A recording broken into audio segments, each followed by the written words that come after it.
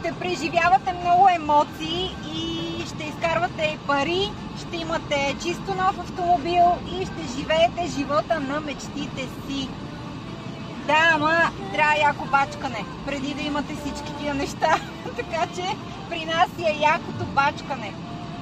Айде, чао! Ако влагаш 8 часа през деня да работиш и да правиш това, което трябва, ще получиш и това, което искаш, защото всичко се зависи от теб. Друго нещо.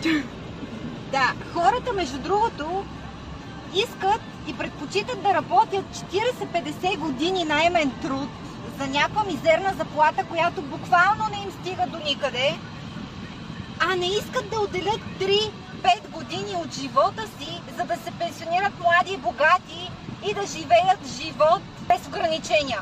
Свободен живот. Да нямаш шеф, да нямаш работно място, работно време и да нямаш таван